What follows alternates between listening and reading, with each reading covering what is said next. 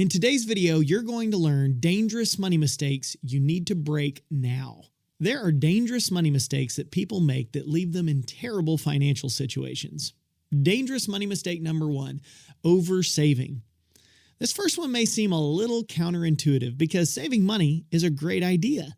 But the reality is many people don't know the proper way to save money. A lot of these money mistakes are going to touch on this concept by giving you proper things or projects to save for. But believe it or not, it is possible to oversave. Proverbs 11:24 says, "There is that scattereth, and yet increaseth. And there is that withholdeth more than is meet, but it tendeth to poverty." What this means is that you can go broke saving money. There are lots of wrong ways to save money, and while we're not going to get into all of them right now, we may do that some other time. For now, let's deal with saving money the way most people think of it. Stashing it in a bank account or in a piggy bank. We call this keeping cash. Keeping cash is not a bad idea, but keeping too much cash can be terrible. Why? Because inflation is killing it. Right now, every dollar you have is losing value. The longer you keep it, the less it's worth. At the rate we're going, $1,000 now might only buy you $800 worth of stuff 3 years from now. What most people don't realize is that inflation is a tax on a country's citizens. The higher inflation you have, the more your government is taxing you. Again, a different topic for another time. But so long as there is inflation, saving money is actually killing your money. That doesn't mean that saving is bad, but Scripture clearly teaches that saving too much will make you poor. Oversaving is dangerous money mistake number 1. Dangerous money mistake number 2, not giving your money a job. What does it mean to give your money a job? Well, it means 2 things. First, it means being purposeful with your money in the form of a budget. Jesus alluded to this concept in Luke chapter 14. Starting in verse 28, he says, "For which of you, intending to build a tower, sitteth not down first and counteth the cost, whether he hath sufficient to build it? Lest haply, after he hath laid the foundation, and is not able to finish it, all that behold it begin to mock him." Jesus is clearly alluding to the importance of having a budget and says that beginning projects without having an idea of the costs for those projects is an action that will be mocked. What's really interesting is that if you read the context of this verse, Jesus is talking about denying yourself to live for him, which, by the way, is what a budget is often about. It's about denying yourself. It's a form of self-control that's all about being purposeful with your money. Most people lack the self-control required to be purposeful with their money, and they find themselves in terrible situations that are worthy of nothing more than mockery. Don't be like that. Give every dollar you have a job. Assign it a task and tell it what to do. If it's assigned the task of doing something fun for you, use it for fun. But if you find yourself standing in the store wanting to buy something fun and all you have are dollars assigned to accomplishing a project you've started, stick to the budget. Deny yourself and finish the project. Sacrifice a little fun now for your financial future to be stable. By doing this, you'll be less likely to find yourself trying to make ends meet at the end of the month. The second way you could think about putting your money to work has to do with a project that you need to be budgeting for. Don't just give your dollars the job of buying things. Give at least some of your dollars the job of producing things. What do I mean by that? I mean, figure out a way to make your money work for money. Invest it. The earlier in life you start investing, the better off you'll be. So give your money a job. Be purposeful with it by giving it a budget, but also make it produce for you. So that's dangerous money mistake number 2. People make the mistake of not giving their money a job. Don't be one of those people. Dangerous money mistake number 3 is using destructive debt. Now notice I call this destructive debt, and you might think that all debt is destructive, but that's simply not true. All debt does come at a cost, and sometimes that cost can be very high. But not all debt is destructive. In fact, some debt can be constructive. How do we know? 2 Kings chapter 4, a woman is in debt and she cries out to God's prophet Elisha. Her husband has died and left her and her 2 sons in debt. And now the creditors are coming to take her 2 sons as bondsmen to pay the debt. Perhaps this debt was constructive when her husband was alive. We don't know, but it certainly seems destructive now, doesn't it? That's because all debt comes at a cost, and all costs have the potential to be destructive. But what we're about to see is that there is such thing as constructive debt. Verse 2, and Elisha said unto her, what shall I do for thee? Tell me that thou hast in the house. And she said, thine handmaid hath not anything in the house save a pot of oil.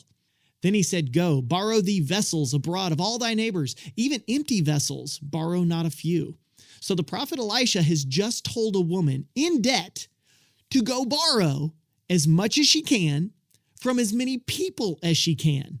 Why in the world would Elisha tell her to go and borrow when borrowing is what got them in this place to begin with? It's because he's telling her to use constructive debt. Constructive debt is debt used to acquire assets for creating wealth. Destructive debt is debt used to acquire stuff that does not create wealth. As you're about to see, the prophet has this woman use constructive debt to get things she needs to build a business and create wealth. Verse 4, here it goes. And when thou art come in, thou shalt shut the door upon thee and upon thy sons, and shalt pour out into all those vessels, and thou shalt set aside that which is full. So she went from him and shut the door upon her and her sons, who brought the vessels to her, and she poured out. And it came to pass when the vessels were full that she said unto her son, bring me yet a vessel. And he said unto her, there is not a vessel more. And the oil stayed. Then she came and told the man of God, and he said, go, sell the oil, pay thy debt, and live thou and thy children off the rest. So Elisha had the woman use constructive debt to go get vessels. She was getting neat little bottles to package her oil for selling. She had no other way to get those vessels. She had to borrow. And really, that's the trick. Most people make the dangerous money mistake of using debt to buy things they can't afford, which would be fine if those things are designed to help them create wealth. That would be constructive. But most of the time, people buy things that don't help them create wealth, and they make the mistake of using debt in a very destructive manner. Don't be one of those people. If you're going to use debt, use it for building wealth. But also remember, it comes with a pretty big warning in Scripture. The debtor is slave to the creditor. So make sure to never use debt in a destructive way because it already comes at a pretty high cost. Okay, so that was dangerous money mistake number 3, using destructive debt. The next mistake has to do with another project you need to budget for. Dangerous money mistake number 4 is not using your money for protection. Now, we have to be careful here because I want you to know that money is not your protector. God is your protector. Proverbs 18:10 says, the name of the Lord is a strong tower. The righteous runneth into it and is safe.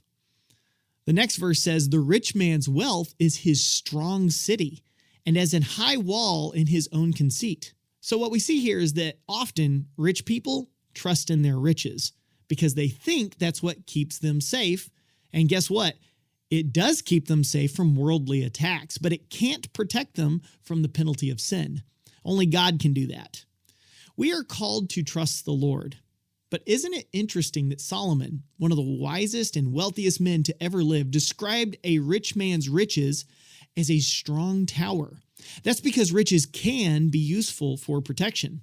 We already know that's true. Look at the wealthy people of the world who use their money to stay out of jail. That's a great example of how money is like a strong tower against worldly attacks. The fact is, God alone is our protector, but money can be a tool he uses to protect his children. For example, Abraham had great wealth and used it to raise an army of his kinsmen to save his nephew Lot from some evil kings. Joseph had great wealth and used it to protect Egypt in times of famine. One of the best ways you can protect yourself with money is to create an emergency fund. Now, all that means is that you set aside money that you use strictly for emergencies. It can be in the form of a health savings account, or maybe even just a separate savings account that can be used for non-health related emergencies too. Like when your car breaks down, you could have some cash stashed away in an account to pay for repairs. Most people think of an emergency fund as a luxury, saying things like, I already use all my money. I wish I could stash some away for emergencies.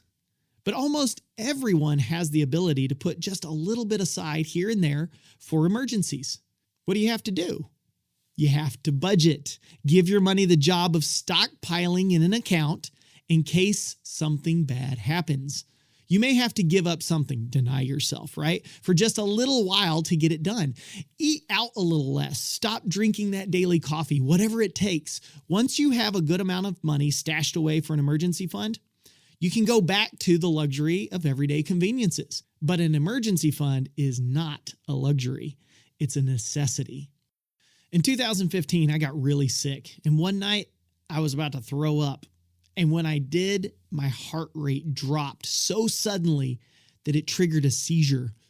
My poor wife thought I was dying. She rushed me to the hospital, and that was a very unexpected emergency. As it turns out, this is a pretty common occurrence, according to the people at the emergency room. But it resulted in thousands of dollars worth of tests to make sure there wasn't a more serious issue, which, of course, that's something we had to do. We had to know, was it a more serious issue? So we did all the tests. But who knew that getting just a little bit sick could cost thousands of dollars worth of medical expenses? Now, praise the Lord, it wasn't something more serious. But let me ask you, could you get sick? If so, you really don't know what that could result in. You absolutely need an emergency fund. So that's dangerous money mistake number 4, not using your money for protection. What's dangerous money mistake number 5? Making late payments. People who are late on payments are wasting tons of money in late fees and penalties. Sometimes they're late in paying their taxes, and that could be a huge headache. I know we hate taxes, and I don't believe paying taxes is a patriotic duty, but that's a topic for another time. I do believe, however, that we should pay our taxes, and we should pay them on time. If you have debt payments, pay them on time. The fees and the interest alone can cost you so much. And if you don't have an emergency fund, you could find yourself getting behind on these debt payments, which means you lose money. Romans 13:7 says, "Pay to all what is owed to them. Taxes to whom taxes are owed, revenue to whom revenue is owed, respect to whom respect is owed, honor to whom honor is owed." If you have payments, make sure you pay them on time. So there's 5 dangerous money mistakes you need to avoid right now. Don't oversave. Don't let your money be unemployed. Give it a job. Don't use destructive debt. Don't forget to build an emergency fund for protection. And don't make late payments. If you'll make sure to avoid these dangerous money mistakes, that gives you the potential to improve your financial situation. That's it for today. If you enjoyed this video and you want to learn more, check out the links in the description below. We'll see you next time, and then we'll see you in the market.